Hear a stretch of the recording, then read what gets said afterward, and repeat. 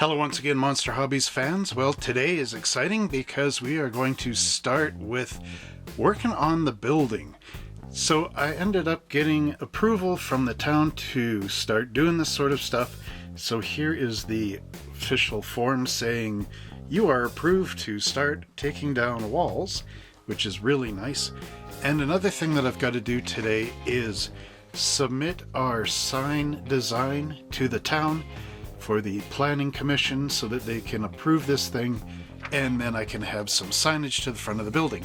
So at 7 a.m. this morning I am going to meet one of the contractors, and he's going to take a look at what's all involved in the walls. Now I probably won't be able to film him directly, but I'll give you an update at the end. So the contractor came by yesterday and he's saying that these walls here are metal studs, and then they're insulated on both sides, because if we knock on the wall, right, it doesn't have a hollow sound to it. Maybe it's just over here is insulated. But yeah, anyway, so it doesn't have a hollow sound to it. So he is saying that it should be pretty easy to take them down, and would only be about a day's worth of work, which is really nice to get rid of all of that and make this into an open store. And then last night we were at the mall and I was paying attention to the other stores in the mall, and it seems like most of them have the counter toward the back here, and then all up front is open, so people just walk in and look around in the front and then go and buy stuff. Now this is what I wanted to look at here actually. Okay, so in some of the stores in the mall, right in this window section, they have a showcase sitting right in here so people can look in the window and see in the showcase. And then the shelving starts, yeah, some of them had a kick out like this too. So the shelving starts from this kick out and then would go all the way back there through the wall, you know, when the wall's gone. Go all the way to the back of the store, just pure shelves straight across. So maybe what I'm thinking is duplicate that in this store, have the shelves go out to the back, but then as they're going, the shelves coming across here and in the rooms, pretend this isn't there, you know, da-da-da.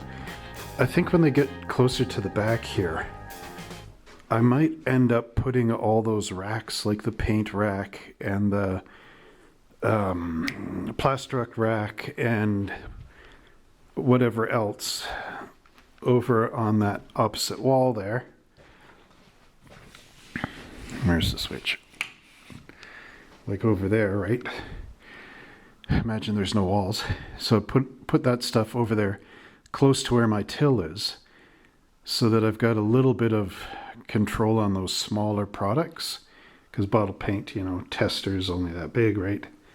So, but whereas at the front of the store would be the bigger models. But then I don't know, because in my old store, like 3rd Avenue, way back when, some of those pictures that I show, I had my, okay, there is a wheelchair ramp too, so I don't know how this would work. But basically I had a showcase there coming out at an angle. Then I had my desk going that way, and then another showcase at another angle out there. So like a triangle with access to get in on this side. But I don't think I can do that if the wheelchair ramp is here, because people that need the wheelchair will come down and have to do a sharp turn to avoid hitting the showcase. So I don't know. But at any rate, the other thing I need to do is figure out a color to paint this place and make sure I don't paint the carpet. Oh, the contractor was also thinking that the carpet goes all the way through and then they put the wall on the top, which I'm really hoping that they did. Because then he says all I need to do is just brush it a little bit with, I guess, a metal comb. You know, I think you guys know the one, right? And just brush the, what do they call it, the lap or the twill or whatever it is, just scrub it back until it all stands up, because it would be squished underneath here. So I really hope he's right on that, because I don't want to have to get a carpet guy in here after paying for the walls, and I'll probably have to pay for the bin and the electrician. So I don't know if that's like $2,000-3,000, and then pay a guy to fix the carpet, you know. So hopefully this is, like he says, just sitting there. Too bad I couldn't rip a molding off and see. But yeah, at any rate, this is pre-wall destruction. So now I've got the contractor guy, and I just need the electrician to come in. So I guess I better make some phone calls. This is an interesting little map here. This is showing High River Unemployment Office. I just rotated this because North is out there. So there's that front window. It looks like a filing cabinet or something back here. There's a chair, a desk. 1, 2, 3, 4, 5 other chairs here for people to sit there for unemployment, and then when their name's called, they go up and fill out paperwork at the desk. Here's that window, and then the side with the door for one of the offices. Titans Wireless CRMX, 5 hours. This goes into the hallway here. So I don't know if this was actually a thing. I don't think we had an unemployment office, but then High River does a lot of filming down the street, so the film company might have borrowed this building and used this plan here for one of their things. So I'm just going to take this poster off the wall and put it somewhere. I was able to get a hold of the electrician, and he came in, checked all the walls, and he ended up not only pulling that stuff out ahead, but cutting the power in these little office rooms so that we could get things going. But unfortunately, he's going off to Mexico for a week. So what he is saying is, when we go to knock the walls out, we should take all this stuff and put it up into the ceiling tiles up above, just hook it over. Don't cut any of the wires. And then when he comes back, if we need to bring a plug down or whatever else, then he can do it when he comes back. So that's what the electrician is saying. So now these areas are ready to get knocked down, which should be good. The only problem is I went and phoned the contractor afterwards, and he said he wouldn't be able to get to it for a week because he's doing some other jobs, of course. So we're kind of spinning our wheels here for a little while. Now, the only switch that's still alive is this one. And what we'll do is I'll get the electrician to take whatever wires are in here and hook them over to that switch by the door, so that when I turn that switch on, all this comes on. Instead of, because right now this switch only turns on those 2 lights. So we can make it go over there. So anyway, we're kind of stuck waiting for a week here. Oh, there's a little wood bug in here. You guys like to call them roly-polies or something. There he is. A guest appearance on the show. Anyway, so we started with this idea to lay out some bricks along the wall here.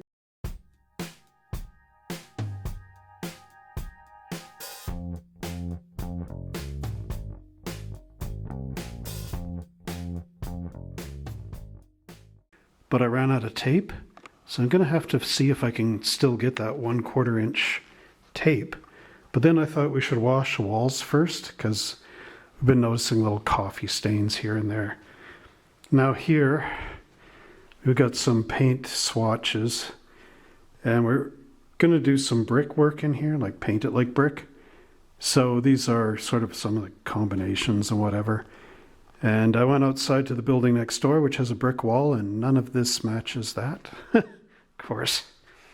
I'm figuring out how to take the fire extinguisher cases off of here so we can paint the walls. So that is something interesting. So I'll go into the back here. All right, so something that was pretty cool is when the electrician was here, of course, he had to get into this panel in the back. And we actually found a bunch of stuff inside, just stuffed in here. That was pretty interesting. A bit of history on the building, some more history for you. So we put it here. So remember I was saying that this was once like a office for the MD of Foothills or something. We actually found his sign. Highwood Constituency Office, Wayne Anderson, member of the Legislative Assembly. And we actually found from 2015. So this is just like a year or two after this building was actually built again by my previous landlord. We found the drawing in here. So you got the office manager right at the front of the building. And then the MLA office was the first office. And then we have looks like a copy room and files and a lunch room. And then the boardroom. And then in the back here was a meeting and event room. So really interesting history on here, approved by the town back in June 12th, 2015. So that would have been 2 years after the flood. And then it's also got the breakdown in here. Then we also found this Quail Ridge Homes. So that was another place that was in here. And I got some security stickers here. Maybe I can stick them on the door. I don't know. At any rate, yeah, neat stuff. More history of the town. And again, some more inspection reports and stamps from back in the day. But yeah, neat stuff. So I think I might end this video here because we're sort of just waiting for things to happen. And well, what can I do, right? Not show this video for 3 weeks? I was hoping to show like the walls being ripped out and that kind of thing. But if the electrician is gone for a week and the guy that's the contractor taking the walls out isn't going to be here for 2 weeks. And then the other thing I need is to get the final paperwork from the town saying I can put my sign up, but I won't be able to put the sign up until that's built. But I need the permit first to bring the sign over to my sign guy, Schultz Signs, who've been doing all the logos and everything for decades. But, you know, if I can't do anything, what can I do? So I might as well just end this video now, even though I know we all wanted to have like, and here it is with no walls, you know, but I can't do that right now. So that'll be in the next video, sadly. Although my thumbnail is Frankenstein breaking the walls through. So I don't know, maybe I can make a new one. But at any rate, I guess I'll go from now. So happy model building. We'll see you in the next video.